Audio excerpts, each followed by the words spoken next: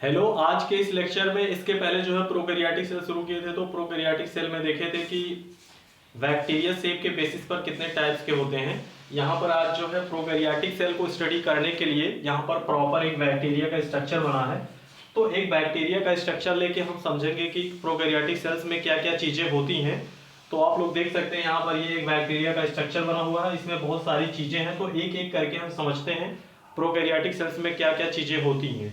सबसे पहली चीज जो होती है देखेंगे प्रोकैरियोटिक सेल में, उसको बोलते हैं सेल इनवलप।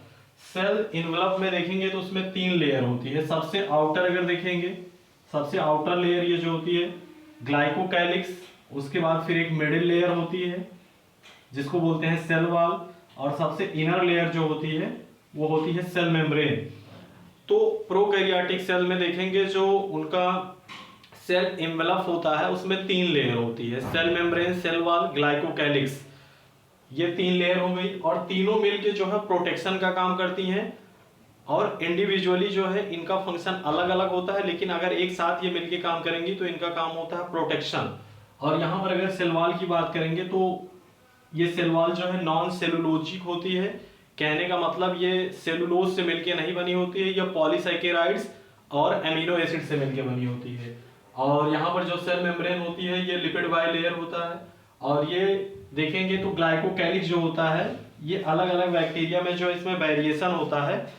यहाँ पर जो है एक स्लाइम लेयर भी बनती है और कैप्सूल, तो इसको आगे डिटेल में देखेंगे। अभी पहले यहाँ पर एक थोड़ा सा ओवरव्यू देख लेते हैं कि प्रोकैरियोटिक सेल में क्या क्या चीजें होती हैं, उसके बाद एक एक चीजें यहाँ से लेके जो है डिटेल में पढ़ेंगे। तो इसका ये हो गया सेल एनवेलप। उसके बाद देखते हैं इसके अंदर एक फ्लूइड भरा होता है जिसको साइटोप्लाज्म बोलते हैं, सेमी फ्लूइड मैट्रिक्स।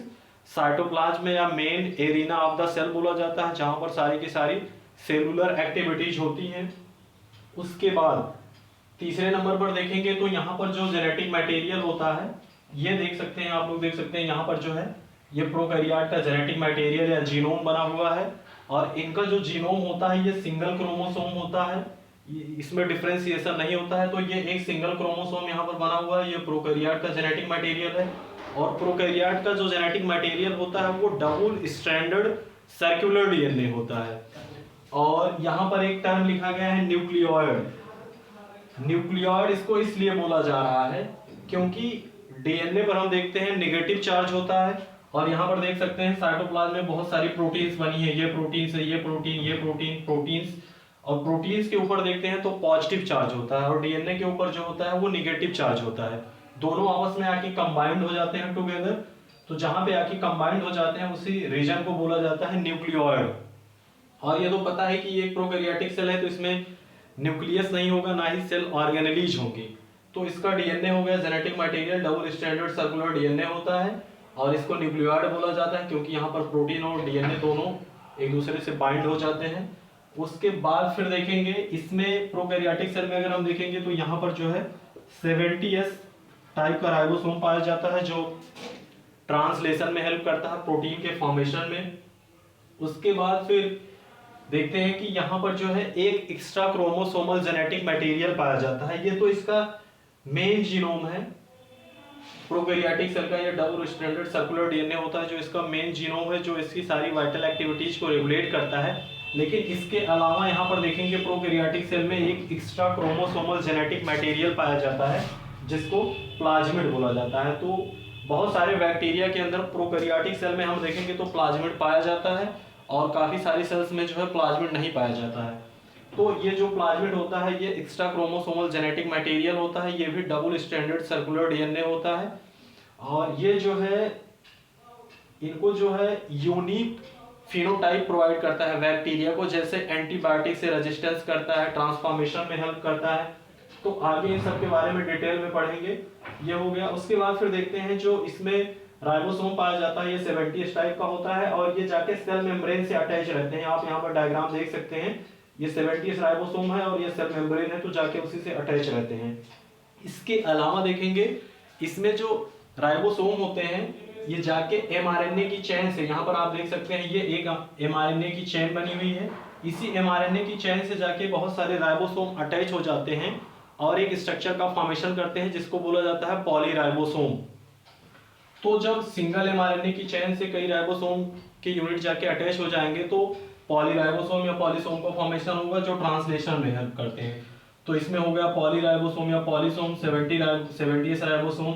इसके अलावा हम देखते हैं जो प्रोकैरियोटिक सेल होती हैं इनका एक यूनिक फीचर ये होता है, जो इनकी सेल मेम्ब्रेन है ये साइटोप्लाज्म में अंदर की तरफ ऐसे इनकी फोल्डिंग हो जाती है और इससे एक स्ट्रक्चर का फॉर्मेशन होता है जिसको बोला जाता है मीजोसोम।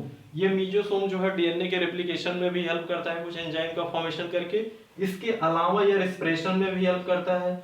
और देखेंगे साइनोबैक्टीरिया जो होता है जिसको बोलते हैं बीजीए, ब्लू ग्रीन एल्गी में देखते हैं वहां पर एक स्पेशल फोल्डिंग होती है, यही जो सेल मेम्ब्रेन है अंदर की तरफ फोल्ड होके एक स्ट्रक्चर का फॉर्मेशन करती है जिसको बोला जाता है क्रोमैटोफोर। और ये क्रोमैटोफोर वाला स्ट्रक्चर केवल साइनोबैक्टीरिया या बीजीए, ब्लू ग्रीन एल्गी में पाया जाता है और यहाँ पर जो है पिगमेंट स्टोर होते हैं।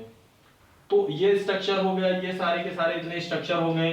पहला हो गया इसका जो है ग्लाइकोकैलिक्स हो गया, सेल वॉल हो गया, सेल मेम्ब्रेन हो गया, प्लाज्मिड हो गया, न्यूक्लियॉइड हो गया, डबल स्ट्रैंडेड सर्कुलर डीएनए हो गया, क्रोमैटोफोर हो गया, मीजोसोम हो गया, राइबोसोम हो गया, प्रोटीन हो गया। इसके बाद देखते हैं जो ये प्रोकैरियोटिक सेल्स होते हैं इसमें कुछ अपेंडेजेज भी पाए जाते हैं, एक्सटर्नल जो है अपेंडेजेज भी पाए जाते हैं। अपेंडेजेज में जैसे देखेंगे तो यहाँ पर ये वाला स्ट्रक्चर एक देख सकते हैं, ये फ्लैजेला है, उसके बाद फिम्बरी है और पिलाई है। तो इसमें अपेंडेजेज भी पाए जाते हैं। तो ये फ्लैजेला हो गया।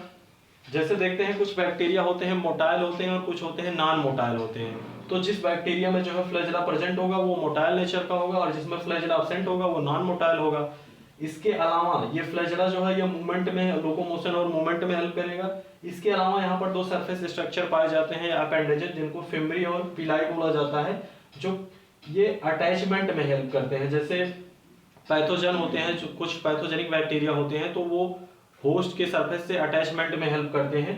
तो ये सारे स्ट्रक्चर जो है एक प्रोकैरियोटिक सेल में ये सारे के सारे स्ट्रक्चर होते हैं। इसके अलावा देखते हैं इसमें एक रिजर्व फूड मटेरियल होता है जिसको बोला जाता है इंक्लूजन बॉडी। ये रिजर्व फूड मटेरियल होता है, इसके भी कई टाइप्स होते हैं जैसे साइनोफाइसियन ग्रेन्यूल्स हो गया, फॉस्फेट ग्रेन्यूल्स हो गया।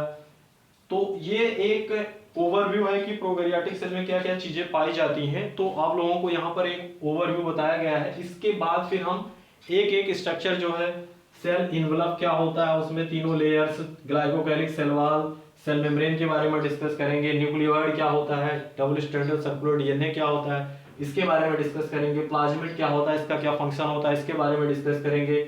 उसके बाद इंक्लूजन बॉडी क्या होता है इसके बारे में भी डिटेल में डिस्कस करेंगे।